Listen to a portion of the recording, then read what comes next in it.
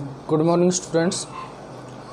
आज हम अपना नेक्स्ट जो टॉपिक है ये हमारा रेसिप्रोकल लैटिस का रहेगा, ये शुरू करने जा रहे हैं। तो नेक्स्ट जो टॉपिक हमारे पास रेसिप्रोकल लैटिस है। रेसिप्रोकल लैटिस, अगर लैटिस की हम बात करें तो लैटिस हमारे पास दो टाइप के हो जाएंगे। लैटिस हैं ये हमारे पास दो टाइप से हो जाएंगे। एक तो लैटिस हमने पोजीशन के अंदर, पोजीशन स्पेस के अंदर जो हमने कर रखा है पोजीशन के अकॉर्डिंग, जैसे हम नॉर्मली अभी का केस लेकर चल रहे हैं जो अब तक हमने किया है, उसमें हम क्या करते हैं कि जितने भी हमारे एटम्स हैं उनको हम according to their position arrange कर देते हैं, और ये जो हमारे पास बनते हैं इन लैटिस को हम बोल देते हैं डायरेक्ट लैटिस। डायरेक्ट लैटिस के अंदर इसका मतलब क्या हो गया कि हमारे एटम्स हैं they are placed according to their position.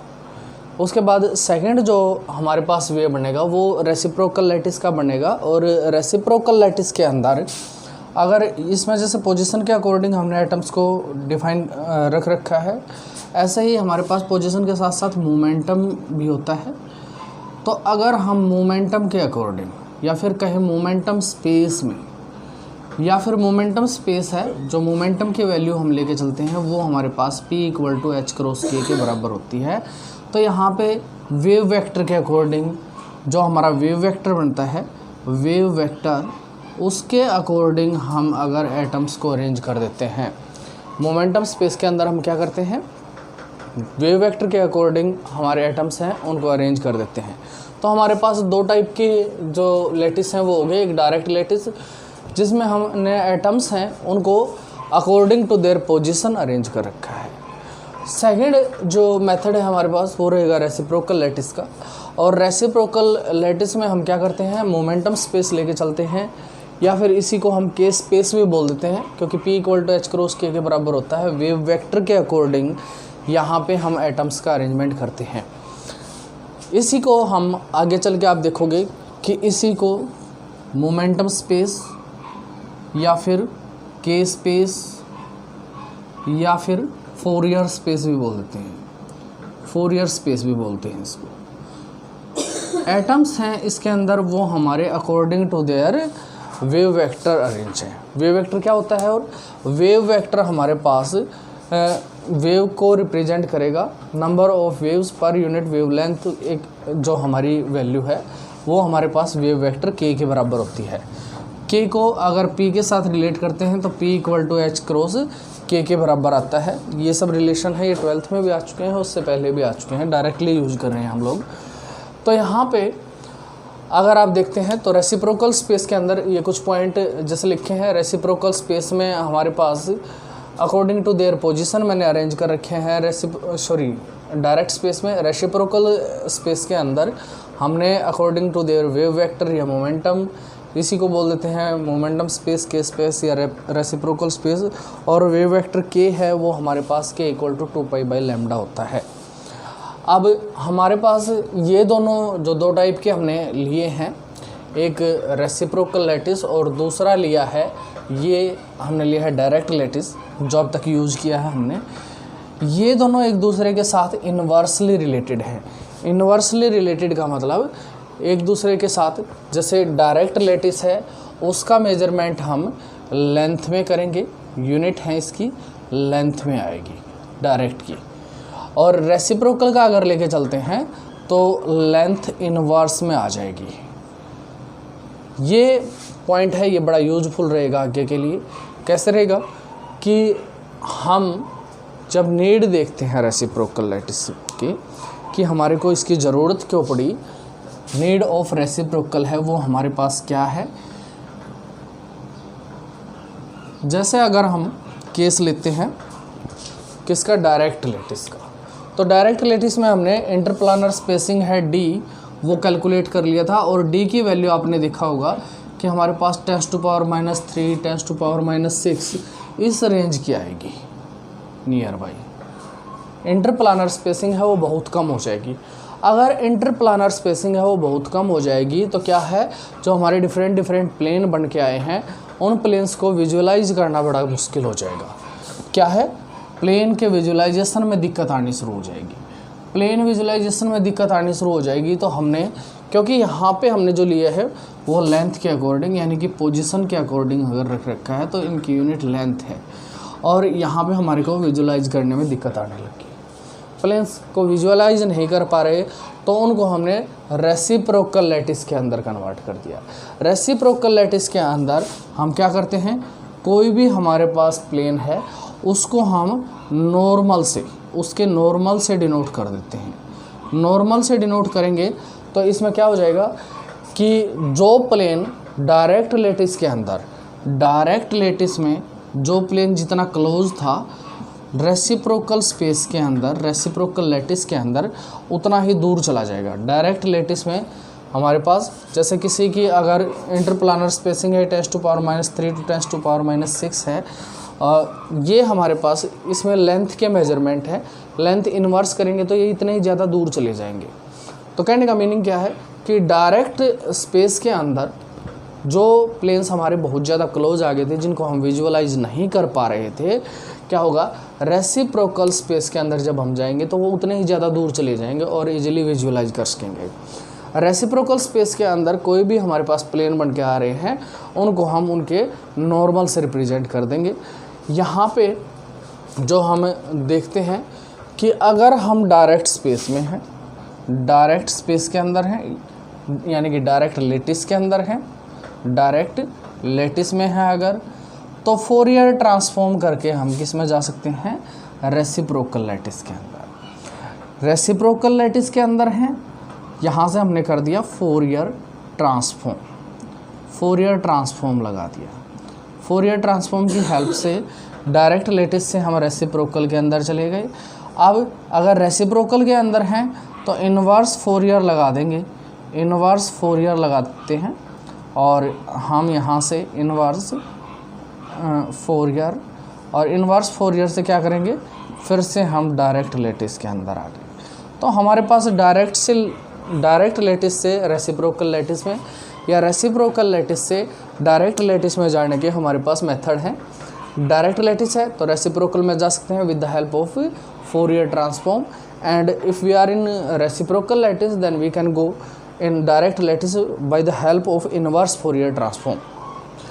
यहाँ से अगर आगे का हम देखें तो लैटिस ट्रांसलेशन वेक्टर की मैं बात करूँगा डायरेक्ट स्पेस के अंदर, जो कि हम पहले कर चुके होते हैं। नॉर्मली बीएससी में सबको पता है कि कोई भी हमारे पास लैटिस होता है उसको ट्रांसलेट करने के लिए, उसकी किसी भी पोजीशन पे पहुंचने के लिए, एक पॉइंट से दूसरे पॉइंट पे जाने के लिए हम ट्रांसलेशन वेक्टर्स हैं उनका यूज़ करते हैं। ये ट्रांसलेशन वेक्टर्स जो ग्रेजुएशन लेवल पे हमने पढ़े हुए हैं वो हमारे किसके अंदर हैं, ये हमारे पोजीशन स्पेस के अंदर हैं। पोजीशन स्पेस में अगर ट्रांसलेशन वेक्टर आपने देखा होगा, हमारे पास टी से डिनोट कर देते हैं और ये होता है हमारे पास n1 vector plus n2 b vector और n3 सी वेक्टर। यहाँ से हमारे पास ए वेक्टर है, बी वेक्टर है या फिर सी वेक्टर जो मैंने लिए हैं, ये हमारे पास क्या है, पोजीशन स्पेस के वेक्टर हैं, पोजीशन स्पेस के अंदर स्पेस के वेक्टर हैं। या फिर इनको आपने पढ़ा होगा direct lattice vector, direct lattice vectors, ये पढ़ा होगा। अब हमारा जो मेन टारगेट रहेगा वो क्या होगा कि इसी ट्रांसलेशन वेक्टर को, जो कि हमारे पास किसके अंदर है, डायरेक्ट स्पेस के अंदर है, इसको हम मोमेंटम स्पेस के अंदर या फिर रेसिप्रोकल लैटिस के अंदर कैसे लेके जाएं। तो हम ऐसा करते हैं कि हम कोई भी 3 आर्बिट्रेरीली रेसिप्रोकल स्पेस के वेक्टर्स मान लेते हैं। इसके अंदर हमारे पास मैंने कैपिटल A, कैपिटल B और कैपिटल C, ये तीनों रेसिप्रोकल लैटिस है, रेसिप्रोकल लैटिस वेक्टर्स मान लिए मैंने, या फिर कहें 3 वेक्टर्स मान लिए जो कि हमारे किसके अंदर है, मोमेंटम स्पेस के अंदर है। अब A अगर हमारे को कैलकुलेट करना है, A की वैल्यू अगर हमारे को कैलकुलेट करनी है तो ये हमारे पास आ जाएगा। इसका एक फॉर्मूला बनता है डायरेक्टली, जो कि हम फॉर्मूला यूज़ करेंगे।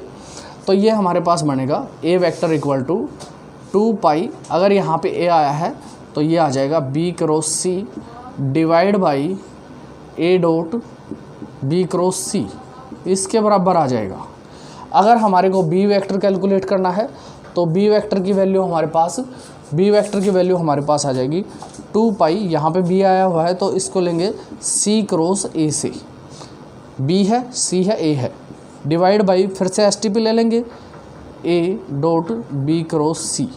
ये हमारे पास फॉर्मूला बनेगा जो बार बार हम यूज़ करते रहेंगे। और ऐसे ही अगर हमारे को सी वेक्टर बनाना है, ये हमारे पास कैपिटल सी रहेगा, तो ये हमारे पास हो जाएगा 2 पाई और सी है तो A cross B divide by A dot B cross C. ये हमारे पास वेक्टर्स आ जाएंगे। तो हमने लेटेस्ट ट्रांसलेशन वेक्टर था वो पोजीशन स्पेस के अंदर लिया था, जो कि n1 a, n2 b और n3 c से ले लिया था। उसी को अगर हम पोजीशन रेसिप्रोकल लैटिस के अंदर जाएंगे, रेसिप्रोकल लैटिस वेक्टर्स हैं उनकी फॉर्म में लिखेंगे तो कैपिटल ए बी सी हैं, ये मैंने रेसिप्रोकल लैटिस वेक्टर्स हैं वो मान लिए हैं और ए बी सी की वैल्यू मैंने कैलकुलेट कर दी। अब अगर मैं ट्रांसलेशन वेक्टर लिखता हूँ तो रेसिप्रोकल लैटिस के अंदर ट्रांसलेशन वेक्टर है उसको मैं जी से डिनोट करूँगा।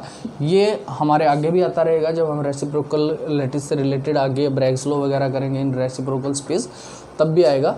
तो जी हमने डिनोट कर दिया और जी को हम डिनोट करेंगे h a plus k b plus l c vector से। ये हमारे पास ट्रांसलेशन वेक्टर हो जाएगा in case of reciprocal lattice. Reciprocal lattice के केस में हमारे पास एच ए के बी और एल सी ये लैटिस ट्रांसलेशन वेक्टर हो जाएगा। ये एक प्रॉपर्टी को और भी फॉलो करता है। किस प्रॉपर्टी को फॉलो करता है कि ई की पावर हमारे पास आयोटा जी डॉट टी कर देते हैं तो ये ऑलवेज 1 के बराबर होता है। ये किसके बराबर हो जाएगा, ई की पावर आयोटा जी डॉट डी अगर देखते हैं तो ये हमारे पास 1 के बराबर आ जाएगा। यानी कि यहाँ से हम कह सकते हैं जी जो कि रेसिप्रोकल ट्रांसलेशन वेक्टर है और टी है ये हमारे पास डायरेक्ट स्पेस का या फिर पोजीशन स्पेस का रेसिप्रोकल लैटिस वेक्टर है। तो जी डॉट टी की वैल्यू हमारे पास 2 पाई एन के बराबर हो जाएगी। ये हमारे पास रहेगा जी डॉट टी का। अब हमारे पास ये तो हमने इन जनरल जो मेथड बन के आ रहे थे वो हमने डिस्कस कर लिए हैं। इसके बाद हमारा मेन टास्क रहेगा कि अलग अलग हमारे पास जो स्ट्रक्चर बन के आ रहे हैं जैसे सिंपल क्यूबिक, बीसीसी, एफसीसी, उनके हम रेसिप्रोकल लैटिस हैं वो कैसे निकालें। तो first of all we are discussing simple cubic, reciprocal of simple cubic, reciprocal of simple cubic. Next topic जो रहेगा हमारा वो है reciprocal of simple cubic structure.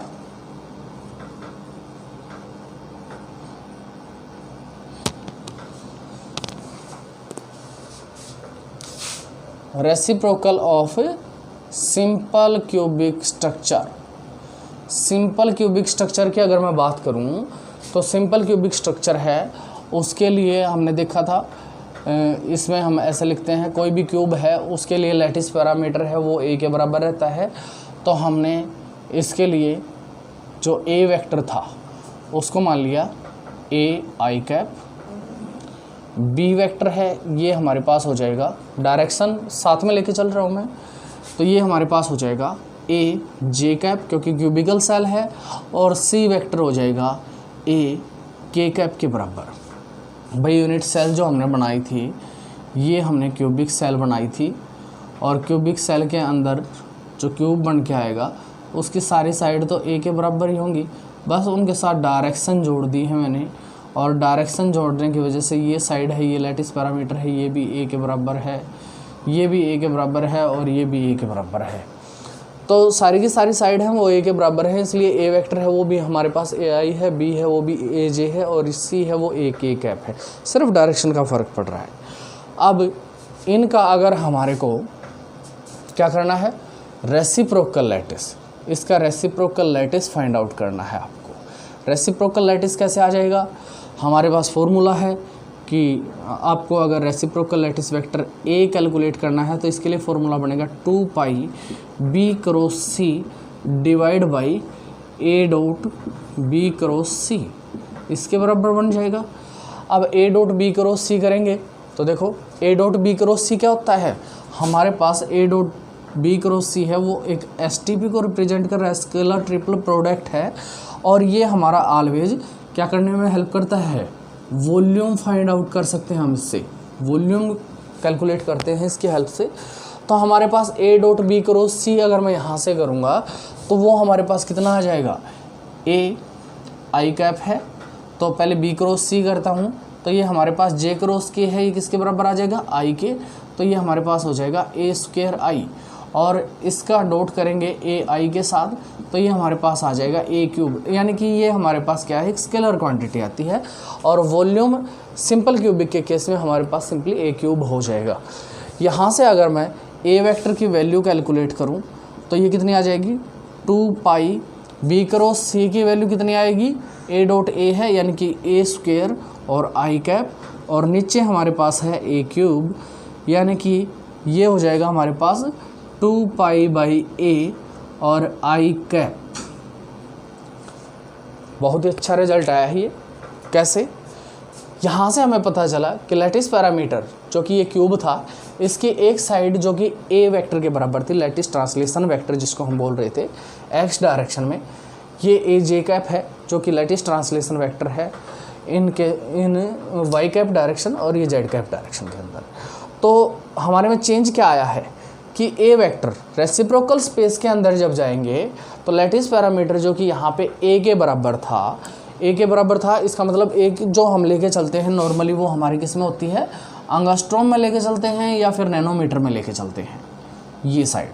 अब ये यहाँ पे 1/a, देखो यहाँ पे लेंथ में लेके चल रहे थे, यहाँ पे लेंथ इनवर्स में चला गया, तो हमारे पास क्या हो गया, जो साइड a के बराबर थी वो अब 2 पाई बाई ए के बराबर हो जाएगी। यानी कि अगर हम ऐसे बी वेक्टर कैलकुलेट करते हैं तो ये हमारे पास फिर से यही आ जाएगा 2 पाई ए स्क्वायर बाई ए क्यूब, और डायरेक्शन आ जाएगी जे कैप के बराबर, यानी कि 2 pi by A J cap, और सी वेक्टर है वो हमारे पास आ जाएगा 2 pi divide A square divide by A cube, और जे की जगह अब की बार के कैप आ जाएगा, और ये हो जाएगा 2 पाई बाई ए के कैप। ये जो रिजल्ट आया है, these are sides of a cubical cell which is in reciprocal lattice. Reciprocal lattice के अंदर जो 3 हमारी साइड आई हैं, एक क्यूबिकल सेल की साइड आ गई हैं, यहाँ पे सेल की जो साइड बन रही थी वो हमारे पास ए के बराबर थी, यहाँ पे जो यूनिट सेल बन के आई है उसकी जो साइड्स हैं वो हमारे पास 2 पाई बाई ए के बराबर हो जाएंगी रेसिप्रोकल लैटिस के अंदर। अब आप वॉल्यूम भी कैलकुलेट कर सकते हो, आपके पास ए बी सी आ गए हैं, फिर से वॉल्यूम कैसे करेंगे, ए डॉट बी क्रॉस सी, यानी कि रेसिप्रोकल लैटिस के अंदर हमारे पास वॉल्यूम कितना आएगा, उसके लिए हम ए डॉट बी क्रॉस सी का फॉर्मूला यूज कर सकते हैं, ए डॉट बी क्रॉस सी, ये फॉर्मूला आप यूज कर सकते हो, और इसका वॉल्यूम है वो भी आप कैलकुलेट कर सकते हो। इसके बाद अगर आप देखोगे तो हमारे पास सेकंड जो स्ट्रक्चर है वो बीसीसी स्ट्रक्चर रहेगा। बीसीसी स्ट्रक्चर नेक्स्ट है reciprocal lattice of BCC structure, reciprocal lattice of BCC structure. आपने देखा होगा बुक में एक डायग्राम मिलता है आपको, जिसको यहाँ पे बोर्ड पे बनाने की मैं कोशिश कर रहा हूँ ताकि आपको अच्छे से समझ आए। ये हमारे पास कुछ इस टाइप से होता है, एग्जैक्टली डायग्राम है वो आपको बुक में देखने से पता चल जाएगा। यहाँ पे फिर भी एक क्लियर फिगर बनाने की कोशिश कर रहे हैं हम, ये है, उसके बाद इस टाइप से साइड होती है, ये साइड बनेगी, एक साइड हमारे पास ये वाली बन के आती है, यहाँ से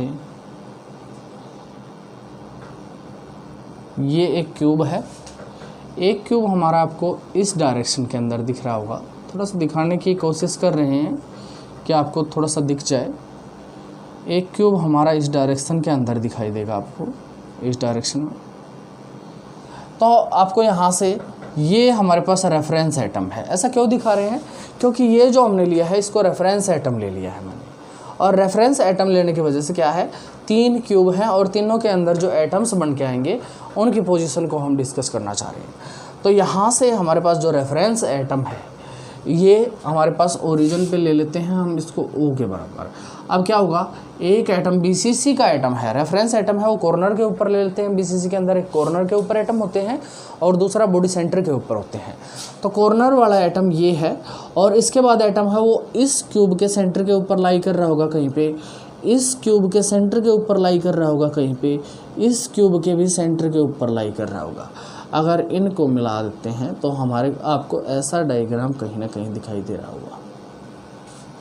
इनकी पोजीशन देखेंगे तो पीछे वाला जो क्यूब बन के आएगा XYZ मानोगे तो एक नेगेटिव डायरेक्शन बनेगी इसके अंदर। अगर इस तरफ का क्यूब लोगे, जैसे ये मैंने X ले लिया, अगर या खड़े वाला है ये Z ले लिया तो इसमें -Z आ जाएगा। अगर इसका लेंगे तो इसमें -Y आ जाएगा और नीचे वाला जो बनेगा इसमें हमारे पास ये खड़ी वाली जो डायरेक्शन होगी इसके नेगेटिव, यानी कि तीनों में एक एक नेगेटिव वेक्टर आएंगे और दो दो पॉजिटिव।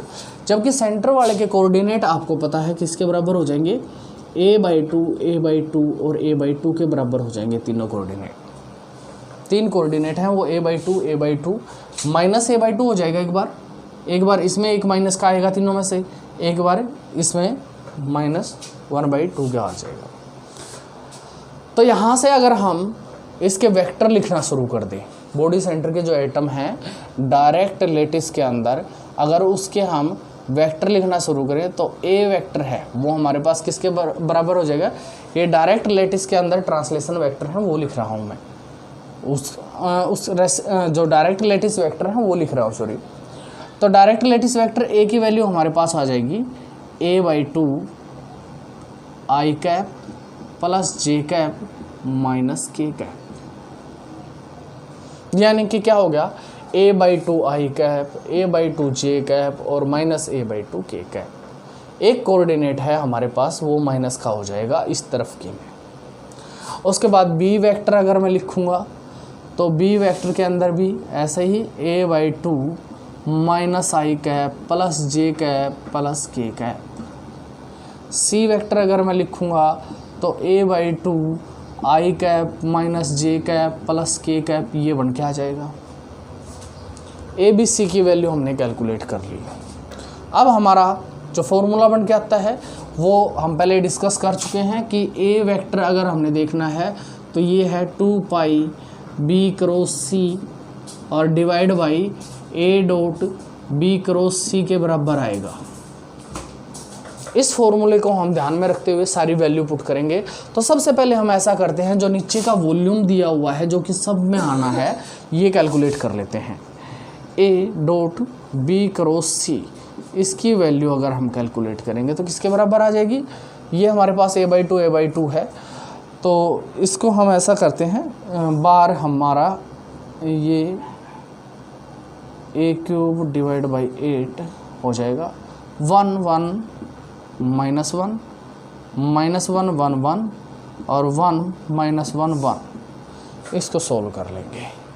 इसको आप सोल्व करके देखें इसकी वैल्यू कितनी आएगी।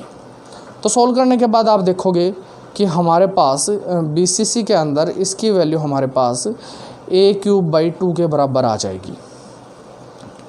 यहाँ से हमारी जो वैल्यू रहेगी वो आपकी a³/2 के बराबर आएगी। a dot b cross c है, इसकी वैल्यू आप सोल्व करेंगे, इसको सोल्व करेंगे। सोल्व करने के बाद आप देखेंगे कि इसकी वैल्यू, सॉरी एक मिनट, एक सेकंड मानो,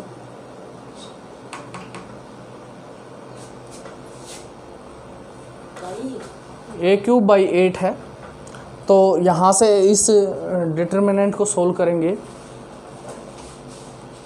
जो देख ठीक दिख रहा है, ठीक है, a³/8 है और यहाँ से सोल्व करने के बाद आपको मिल जाएगी वैल्यू a³/4 के पर, सॉरी a³/2 के बराबर यहाँ से वैल्यू आएगी फाइनली, जब आप इस डिटर्मिनेंट को सोल्व कर लेंगे a³/2 के बराबर वैल्यू आ जाएगी।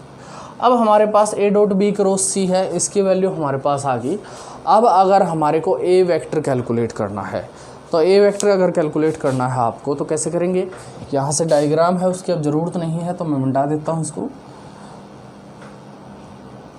ये हमारे पास कितना आ जाएगा, ए वेक्टर वैल्यू पुट कर लो, ये हमारे पास आ गई 2 पाई और बी क्रॉस सी करेंगे तो हमारे पास a/2 और ये अंदर लिख के आई जे के कैप और बी क्रॉस सी की वैल्यू मैं यहाँ कैलकुलेट कर देता हूँ। बी क्रॉस सी आप कैलकुलेट करेंगे तो आपका हो जाएगा ये a²/4 और अंदर आई जे के और इनकी वैल्यू पुट कर लेना, -1 1 1 और 1 -1 1 और इस टाइप से सोल्व करने के बाद आपको बी क्रॉस सी की वैल्यू आ जाएगी। मैं फाइनली जो फाइनल रिजल्ट है वो लिख रहा हूँ, जब आप वैल्यू यूज कर लेंगे इसकी कैलकुलेट करने के बाद, क्योंकि कोई ज़्यादा मुश्किल काम नहीं है, आप इजीली कर सकते हैं इसको। तो हमारे पास ए वेक्टर जो आएगा उसकी वैल्यू हमारे पास आ जाएगी 2 pi by A I plus जे के बराबर, आई प्लस जे के बराबर आ जाएंगी। ऐसे ही बी और सी की वैल्यू है वो हमारे पास आ जाएंगी। बी वेक्टर है वो हमारे पास आ जाएगा 2 पाई बाई ए और ये आ जाएगा जे प्लस के बराबर। सी वेक्टर है वो हमारे पास आ जाएगा 2 पाई बाई ए और ये आ जाएगा के प्लस आई के बराबर। तो ये हमारे पास 3 वेक्टर आ गए जो कि रेसिप्रोकल लैटिस के वेक्टर्स हैं, रेसिप्रोकल लैटिस वेक्टर्स हैं। वो हमारे पास ए बी सी तीनों के तीनों 2 pi by A I plus J, 2 pi by A J plus के, 2 पाई बाई ए के प्लस आई, ये आ जाएंगे। इनसे आप इनका वॉल्यूम भी कैलकुलेट कर सकते हो। एक खास बात जो रहती है, ये हमारे पास बीसीसी स्ट्रक्चर के लैटिस ट्रांसलेशन वेक्टर है। एफसीसी में अगर आप देखते हो तो 6 फेस हैं, 6 फेस हैं, सबके सेंटर के ऊपर एटम्स हैं वो हमारे लाई कर रहे होते हैं। हमारे जो एटम्स हैं वो कहाँ पे, फेस के सेंटर के ऊपर लाई कर रहे होते हैं। और कोऑर्डिनेट जो हम लेके चलते हैं, जैसे कि NaCl में भी लेके चले थे 0 हाफ हाफ, हाफ 0 हाफ और 0 सॉरी हाफ हाफ 0, ये लेके चलते हैं। यानी कि 2 वैल्यू हैं वो हाफ हाफ के बराबर रहती है और थर्ड वैल्यू हो 0 के बराबर रहेगी। तो ये जो हमारे लैटिस ट्रांसलेशन वेक्टर जो बने हैं ये रेसिप्रोकल स्पेस के बने हैं और ये हमारे पास एफसीसी स्ट्रक्चर के बन गए हैं, एफसीसी स्ट्रक्चर के बन गए हैं। आपने सिंपल क्यूबिक में इससे पिछले में केस में देखा होगा कि हमारे पास सिंपल क्यूबिक के जो रेसिप्रोकल ट्रांसलेशन वेक्टर बन के आए थे वो हमारे पास फिर से सिंपल क्यूबिक स्ट्रक्चर के ही बन गए थे। यहाँ पे जब मैंने एफसीसी का बीसीसी का किया है तो रेसिप्रोकल लैटिस वेक्टर्स हैं वो हमारे पास एफसीसी में कन्वर्ट हो गए हैं। अब इसके बाद जो थर्ड स्ट्रक्चर रहेगा वो हमारे पास होता है एफसीसी स्ट्रक्चर। इसके बाद हमारे पास है एफसीसी स्ट्रक्चर। सिंपल क्यूबिक है उसको हम सेल्फ रेसिप्रोकल लैटिस वेक्टर भी बोल सकते हैं। ये हमारे पास सेल्फ रेसिप्रोकल सिस्टम है, यानी कि जब भी हम किसी सिंपल क्यूबिक स्ट्रक्चर को लेके चलते हैं तो वो हमारे पास फिर से जो रेसिप्रोकल स्पेस के अंदर लैटिस आएगा वो सिंपल क्यूबिक ही आएगा। बीसीसी का अगर लेके चलते हैं तो एफसीसी में कन्वर्ट हो जाएगा। और अब एफसीसी का देखते हैं।